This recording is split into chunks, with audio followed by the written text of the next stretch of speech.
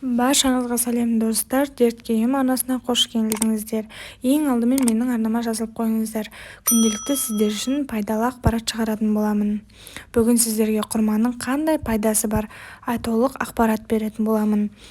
Қасиетті Рамазан айында ораза ұстанғандар үшін құрмамен ауыз ашу сүннет, ал медицина тұрғысынан қарағанда күні бойы нәр татпаған адамға аталмыш жемісті жеу денсаулығы үшін өте пайдалы. Себебі құрма 70% судан тұратын болғандықтан ауыз ашқан адамға бірден көп мөлшерде су ішпеуге жағдай туғызады. Ал дәрігерлер құрманы фруктозаға бай құрманы жеген адам әлсіремейді, әрі шаршамайды деп түсіндіреді. Соңғы жылдарға жүргізілген зерттеулер нәтижесінде құрманың көптеген қасиеттері ашылған. Түркиядағы әйгілі Сема емханасының тамақтану және диета бөлімінің маманы айтуынша, құрма лиф, минерал, фенол тұрғысынан әрі натрий, калий, магний, кальций, темір, фосфат секілді минералдарға өте бай. Атап айтқанда, ол құрманың қасиеттерін былай жүйелеп көрсеткен. Құрма протеин, май, көмірсуын үшеуін қатар қамтитын бірден-бір жеміс. Жас құрма теріге оң ықпал етеді, жүктілік пен күнге күйеуден түскен дақтардан кетіреді. Құрмадағы темір қанастыққа пайдалы. В1, В2 витаминдерінің қатар кездесуі бауырды сауықтырады. Тамақ ауруына жөтелге құрма пайдалы, қатерлі ісіктен сақтайды, жүрек қан тамырларына таптырмайтын ем. Құрмада фосфор мен кальцийдің молдығы сүйек ауруларын қорғайды, жүйке жүйесінің шаршауын басады, мидың жұмыс істеуіне қабілетін күшейтеді. Ас қартуға пайдалы, тойымдылық қасиеті өте жоғары. Зерттеуші бір құрма мен бір кесе сүттің адамға қажетті бір күндік калорияға тең екенін айтқан. Жас құрманың бойында 60-65%, кепкен құрмада 70-80% қан болғанына қарамастан адамды семіртпейді. Әйел адамның жеңіл босануына септігін тигізеді. Босанған әйелдің әлсіреген денесін тыңайтып, сергектігін арттырады. Сүт гормондарын қозғау арқылы нәрестеге сүт көп шығуына оң ықпал жасайды. Израильде жүргізілген зерттеуде құрма мен алма салыстырылған. Нәтижесінде алмаға қарағанда құрмада витаминнің көптігі дәлелденген.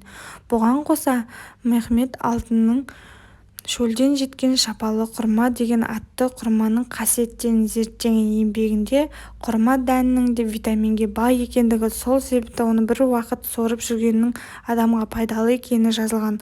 Сонымен қатар 6-7 құрманы бөлшектеп бір кесе суға салып, бірнеше сағат тұрған соң суын сүзіп алып, күніне 2 мәрте ысытып ішіп отырса, 2 апта көлемінде бүйректегі тасты да түсіретіндігі білдірілген. Құрманың емдік қасиеті мен пайдасы. Құрма латын тілінен аударғанда пальмалар тұқымдасының пальма тегінің биологиялық түрі. Тік шаншылып 24 метр биікке дейін өсетін құрма пальмасы көбінесе ыстық климатты аймақтарға тән. Құрма өсіру шаруашылығымен айналысатындар араб елдерінде Сауд Арабиясы, Ирак, Алжир, Мысыр, Сауд мемлекеттері жатады. Аталық және аналық болып бөлінетін құрма ағашы ескі жапырақтардың түрімен бүктетіліп, өріліп өседі. Ерекше көрік беріп тұрған төбе жанындағы әдемі шашақты жапырақтардың ұзындығы 5 метрге дейін жетеді. Отырғызылғаннан кейін 4-5 жылдан кейін барып жеміс бере бастайды. Салмағы 8 килограммға дейін жететін бір шоғырына 1000-нан аса жеміс бітеді. Әр ағашынан 40-80 килограммға жеміс алуға болады. Шамамен 150 жылға дейін өмір сүреді. Құрманың түрлері. Әжуа құрмасы. Бұл құрма түрі адам ағзасын түрлі у мен бактериялардан тазартады. Емдік қасиеті мол жеміс түріне жатады. Жүрекке де пайдалы. Бәрәни құрмасы. Бұл құрманың тойымдық қасиеті мол. Аш адам осы құрмадан жесе тез тояды. Ас қорытуға да пайдалы. Құрма адамзат баласының барлығына танымал ең көне жеміс болып танылады.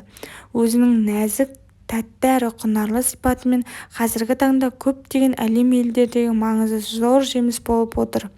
Ғалымдар бұл жемістің барлық жаңа қырын және таңғаларлық ерекшеліктерін әрі таңдаулы ас екендігіне ғана емес, небір түрлі ауру-сырқаттардың таптырмас емшісі екендігін анықтап отыр.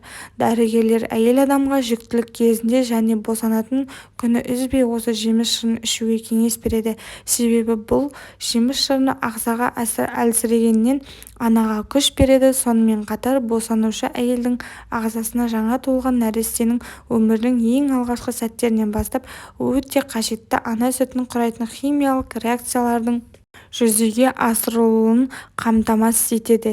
Есте болар жайт, құрманың құрамында ойдың жүйелі болуына және денсаулыққа пайдалы 10 түрлі элементі бар. Бүгінде ғалымдар адам баласының тек құрма мен суды азық етіп бірнеше жыл өмір сүре алатындығын анықтап отыр. Диетология саласының беделді маманы құрма мен бір стакан сүт адам ағзасы бір күндік қажетті заттармен қамтамасыз ете алады деген тұжырым жасаған. Құрманың пайдасы: соңғы жылдарда жүргізілген зерттеулер нәтижесінде құрманың көптеген қасиеттері ашылған. Түркиядағы әйгілі Сема емханасында диета бөлім маманы айтуынша лим, минерал, натрий, кальций, магний, темір, фосфат секілді минералға өте бай. Атап айтқанда, бұл құрманың қасиеттері былай жіктеліп көрсетілген.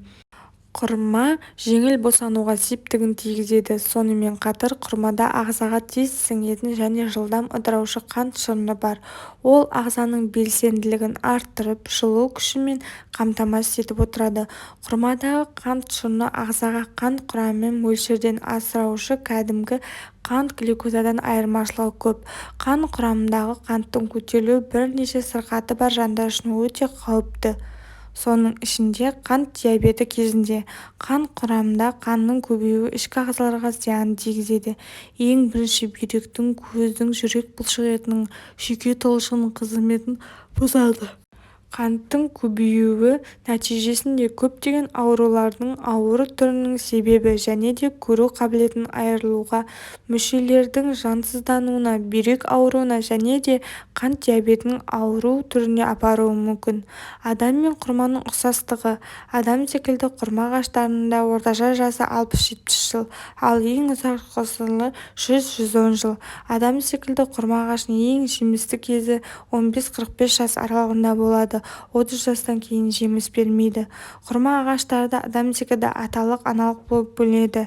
Адам шашы тәрізді аталығының жапырағы тік және қысқа болса, аналық құрманың жапырағы ұзын және төмен қарай жайылып өседі. Олар өзге өсімдіктер секілді тозаңдану жолы арқылы емес, ұрықтандыру арқылы көбейеді. Аталығының ұрығын алып, аналығына салып, қолдан ұрықтандырылады екен. Жас ағаш ананың құрсағы секілді бүйірін томпайып өсіп шығады. Белгілі бір уақытқа дейін ол аналық құрма ағашының бүйірінен бөлініп алына да жақын жерге отырғызады. Егер анасының алыс жерге отырғызса, өліп қалады. Адам баласы секілді құрма ағашының да жоғары жағында жуымыра атты домалақ басқару жүйесі орналасқан. Басқа ағаштардың жоғарғы жағынан кесіп алып тастасаңыз, жанын бұталап жайып өсіп кете береді. Ал құрма ағашы олай емес.